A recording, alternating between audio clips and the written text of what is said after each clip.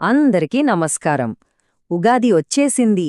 మరి ఈ కొత్త సంవత్సరానికి అసలైన సంప్రదాయ ఉగాది పచ్చడిని సరైన పద్ధతిలో ఎలా చేసుకోవాలో ఈరోజు చూసేద్దాం. ఉగాది పచ్చడిని కరెక్టుగా ఎలా చేయాలి? ఈ ప్రశ్న చాలామందికి ఉంటుంది కదా. ఈరోజు మనం కేవలం రెసిపీనే కాదు, దాని వెనుకున్న అసలు కథేంటో, మన ఆరోగ్యాలకి అదెంత మంచిదో అన్నీ తెలుసుకుందాం.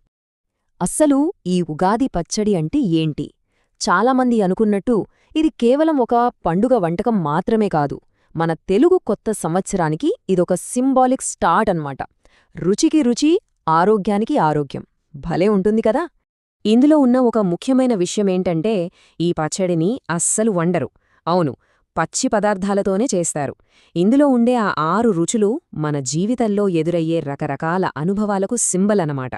సరే, మరి ఈ పచ్చడికి ప్రాణం పోసే ఆ షడ్రుచులేంటి? అవి వేటినుంచి వస్తాయో ఒక్కొక్కటిగా చూసేద్దామా? ప్రతి రుచి వెనుక ఒక కథ ఉంది. మొట్టమొదటిది పులుపు. దీనికోసం కొత్త చింతపండు వాడతారు. ఈ పులుపు అనేది మన జీవితంలో ఎదురయ్యే ఛాలెంజెస్కి, ఒడిదుడుకులకు ప్రతీక అంటారు. ఇక రెండవది అందరికీ ఇష్టమైన తీపి. ఇది సంతోషానికి, ఆనందానికి సింబల్. దీనికోసం కొత్త బెల్లం వాడతాం. బెల్లంలో ఐరన్ ఉండటం వల్ల ఆరోగ్యానికి కూడా చాలా మంచిది. మూడోది చేదు.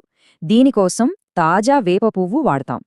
ఈ చేదు మన జీవితంలోని కష్టాలకు, బాధలకు ప్రతీక.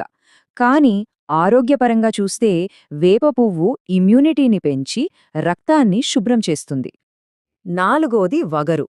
ఈ టేస్ట్ కోసం లేత పచ్చి మామిడికాయ ముక్కలు వేస్తాం. ఇది జీవితంలో మనకు ఎదురయ్యే సర్ప్రైజులను, ఊహించని మలుపులను సూచిస్తుంది. ఇక మామిడిలో విటమిన్ సి పుష్కలంగా ఉంటుంది, తెలుసుకదా. ఐదవది కారం. చాలామంది ఇప్పుడు పచ్చిమిర్చి వాడుతున్నారు కానీ నిజానికి పూర్వకాలంలో మిరియాల పొడిని వాడేవాళ్లు. ఈ కారం మనలోని కోపానికి, అసహనానికి ప్రతీక. మిరియాలు కూడా ఇన్ఫెక్షన్ల నుంచి కాపాడతాయి. చివరిగా ఆరవది ఉప్పు. దీనికోసం సైంధవ లవణం వాడితే ఇంకా మంచిది. ఉప్పు రుచి జీవితంలోని భయాన్ని సూచిస్తుంది. అలాగే వేసవిలో మన శరీరం కోల్పోయిన సోడియంను తిరిగి అందిస్తుంది. ఓకే, పదార్థాలన్నీ రెడీ అయిపోయాయి కదా. మరిప్పుడు ఈ అద్భుతమైన 6 రుచులను కలిపి ట్రెడిషనల్ ఉగాది పచ్చడిని స్టెప్ బై స్టెప్ ఎలా చెయ్యాలో చూద్దాం. ప్రాసెస్ అయితే చాలా సింపుల్, జస్ట్ 5 స్టెప్స్ అంతే. ముందు చింతపండు రసం తీసుకుంటాం, అందులో బెల్లం కలుపుతాం. తర్వాత మామిడి, మిర్చి, ఉప్పు వేస్తాం. ఫైనల్గా వేపపువ్వు చల్లుతాం. సరే, ఇప్పుడు ఒక్కో స్టెప్ నీట్గా చూద్దాం. ముందుగా ఒక గిన్నె తీసుకుని అందులో చింతపండు పులుసు పోయాలి.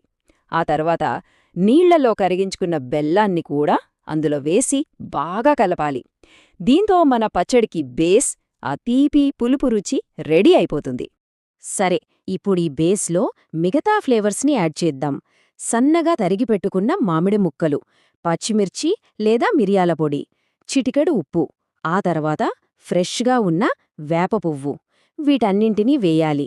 ముక్కలు ఎంత చిన్నగా కోసుకుంటే అంత బాగా కలుస్తాయి, చూడ్డానికి కూడా బాగుంటుంది.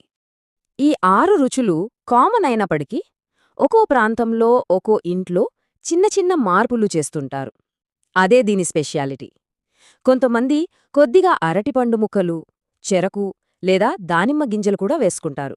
దానివల్ల టేస్టు ఇంకాస్త మారుతుంది. ఇలా అన్నీ వేసేశాక బెల్లం మొత్తం కరిగిపోయి ఆ రుచులన్నీ ఒకదాంతోకటి బ్లెండ్ అయ్యే వరకు బాగా కలపాలి. అంతే, మన షడ్రుచుల ఉగాది పచ్చడి రెడీ అయిపోయింది. రెసిపీ అయితే పూర్తయింది, కానీ అసలు కథ ఇక్కడే మొదలవుతుంది. ఎందుకంటే ఉగాది పచ్చడి కేవలం ఒక వంటకం కాదు, ఇదొక లైఫ్ లెసన్.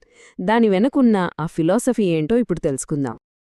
ఈ పచ్చడి మనకు చెప్పేది ఒక్కటే: జీవితమంటే కేవలం సంతోషం మాత్రమే కాదు. అటు సంతోషం, ఇటు బాధ, కోపం, ఆశ్చర్యం, భయం, ఇలా అన్ని అనుభవాల కలయికే జీవితం అని ఈ పచ్చడి మనకు గుర్తుచేస్తుంది. చూడండి, తీపి మన జీవితంలోని ఆనందాన్ని సూచిస్తే, చేదు కష్టాలను సూచిస్తుంది. పులుపు ఛాలెంజెస్, కారం కోపం, ఉప్పు భయం, ఇక వగరు సర్ప్రైజ్లు, ఇవన్నీ కలిస్తేనే కదా లైఫ్.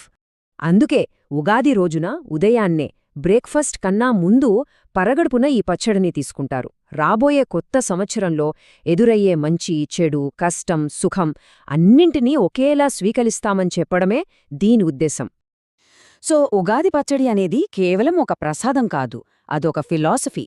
చెట్టుకు కొత్త చిగురు వచ్చినట్టు మన జీవితంలోని ఈ అన్ని అనుభవాలను మనం ఎలా స్వీకరిస్తామో దానిపైనే మన ఎదుగుదల ఆధారపడి ఉంటుంది.